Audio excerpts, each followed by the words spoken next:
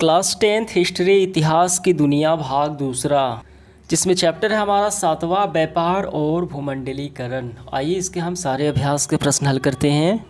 देखिए सबसे पहले है वस्तुनिष्ठ प्रश्न में पहला, प्राचीन काल में किस स्थल मार्ग से यानी ज़मीनी मार्ग से एशिया और यूरोप का व्यापार होता था? तो हमारा सही आंसर होगा रेशम मार्ग। ठीक है। इसके बाद दूसरा, पहला विश्व बाजार के रूप में कौन सा शहर उभर कर आया? तो ऑप्शन नंबर ए होगा अलेक्जेंड्रिया। देखिए अलेक्जेंड्रिया नामक जो बड़ा व्यापारिक केंद्र था, और ये जो है ये इसका स्थापना किया था यूनान का सम्राट सिकंदर। ठीक है, देख सकते हैं अलेक्जेंड्रिया शहर का बाजार। इसके बाद है तीसरा, आधुनिक युग में अर्थव्यवस्था के क्षेत्र में होने वाले सबसे बड़ी क्रांति कौन सी थी? देखिए विश्व बाजार का विस्तार 18वीं शताब्दी में हुआ, और उस समय जो औद्योगिक क्रांति ये सबसे बड़ी उद्योग ये उभर कर आई। ठीक, तो ये ऑप्शन नंबर भी बिल्कुल सही होगा। चौथा है, गिरमिटिया मजदूर बिहार के किस क्षेत्र से भेजे जाते थे? देखिए यहाँ पे गिरमिटिया मजदूर की बात की जाए, उत्तर प्रदेश में पूर्वी उत्तर प्रदेश और बिहार में पश्चिम बिहार। ठीक है, तो ये कौन सा होगा? पश्चिम क्षेत्र के, बिहार के पश्चिम क्षेत्र के। पांचवा है, विश्व बाजार का विस्तार आधुनिक काल में किस सब समय आरंभ हुआ था? हमने अभी देखा 18वीं शताब्दी में हुआ। इसके बाद है 6, विश्वव्यापी आर्थिक संकट किस वर्ष आरंभ हुआ था? तो आर्थिक संकट 1919 में हुआ। तो सबसे पहले कौन सा देश ये जूझा? तो अमेरिका।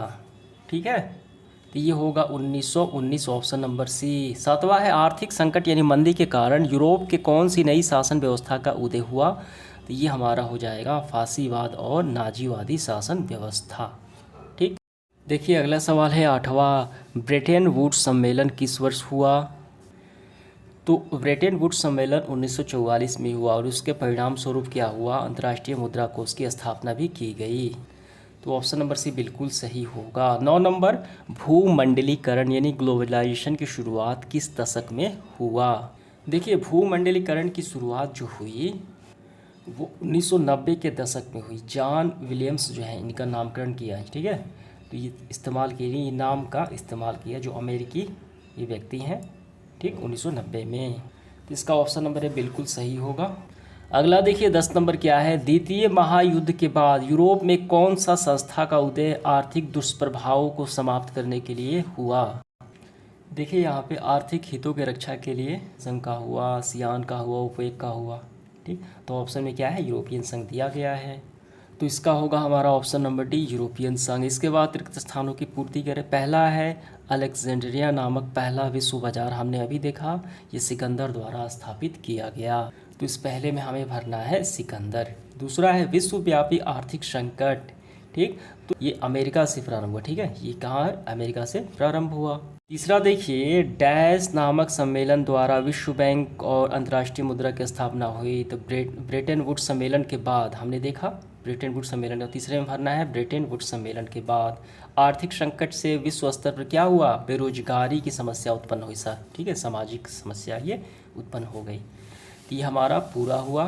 अब इसके बाद देखिए यहाँ पे 5वां, तो हम यहाँ पे भरेंगे, तो हमें भरना है जॉन विलियम्स ने 1909 में। अब इसके बाद देखिए कलम अ से कलम ब हमें मिलान करना है। औद्योगिक क्रांति, तो औद्योगिक क्रांति इंग्लैंड में हुई सबसे पहले। हिटलर का उदय हम सभी जानते हैं, जर्मन से है संबंध। विश्व आर्थिक मंदी हमने देखा ये 1929 में प्रारंभ हुई। विश्व बैंक की स्थापना 1944-45 माना जाता है। भूमंडलीकरण की शुरुआत 1990 के दशक है। ठीक है, और विश्व बाजार की शुरुआत देखिए कब हुई? तो विश्व बाजार की शुरुआत प्राचीन काल से ही हो गई।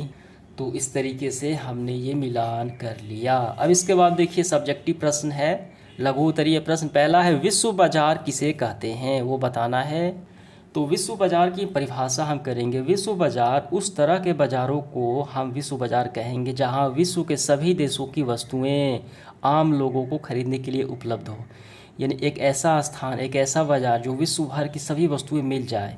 ठीक, तो जैसे भारत की आर्थिक राजधानी मुंबई, तो यहाँ पे सभी देशों की वस्तुएं आसानी से हम प्राप्त कर लेते हैं। समझ में आ गया? तो ये हो गई विश्व बाजार की परिभाषा।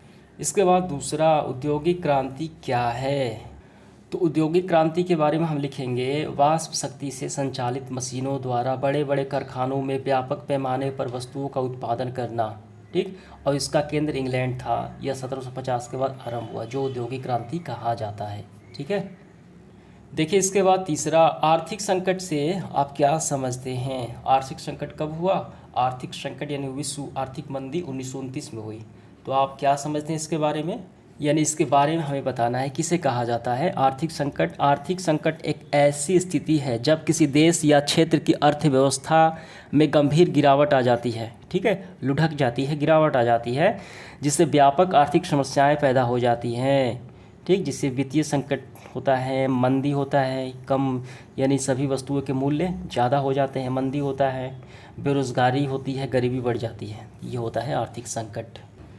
देखिए 4 नंबर सवाल है, भूमंडलीकरण किसे कहते हैं? ग्लोबलाइजेशन किसे बोला जाता है? देखिए इसका आंसर हम लिखेंगे ऐसे, भूमंडलीकरण यानी ग्लोबलाइजेशन एक ऐसी प्रक्रिया होती है, एक प्रक्रिया है जिसमें दुनिया भर के देशों और लोगों के बीच आर्थिक, सामाजिक, सांस्कृतिक और राजनीतिक संबंध बनते हैं। इसमें विभिन्न देशों के बीच व्यापार, निवेश, सूचना का आदान प्रदान आसान हो जाता है, तो वो बोला जाता है भूमंडलीकरण। ये किसके द्वारा होता है? ये होता है दूरसंचार द्वारा, ठीक है, परिवहन द्वारा, ठीक। तो इससे क्या होता है कि एक स्थान की वस्तुएं दूसरे स्थान चली आ जाती हैं और चली जाती हैं, और ये संचार के द्वारा भी होता है, इंटरनेट के द्वारा भी होता है भूमंडलीकरण। समझ में आ गया? इसके बाद देखिए 5वां, ब्रेटन वुड्स सम्मेलन का मुख्य उद्देश्य क्या था वो बताना है।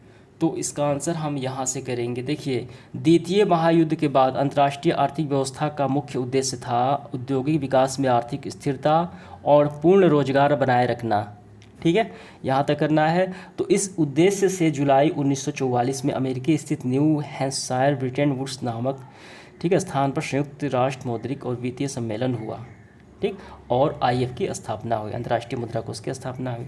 तो इन्हीं यही कारण था। इसके बाद इस सेशन का आखिरी सवाल 6 नंबर, बहुराष्ट्रीय कंपनी क्या है? तो इसका आंसर हम यहाँ से करेंगे, बहुराष्ट्रीय कंपनियाँ, ठीक है, कई देशों में एक ही साथ व्यापार, देखिए हम करेंगे इसका आंसर, कई देशों में एक ही साथ व्यापार और व्यवसाय करने वाले कंपनियों को बहुराष्ट्रीय कंपनियां कहा जाता है। 1920 में के बाद इस तरह की कंपनियों का उत्कर्ष हुआ जो द्वितीय महायुद्ध के बाद काफ़ी बढ़ गया। जैसे देखिए, जैसे आपने देखा होगा पेप्सी हो गया, ठीक है, और कई कार की कंपनियां हैं, ये सब विदेशी कंपनियां हैं जो कई देशों में इनका व्यापार होते रहता है, भारत में भी है, अन्य देशों में भी है, ठीक है, तो वो हो गई बहुराष्ट्रीय कंपनियां। समझ में आ गया? तो ये आपका आंसर हो गया।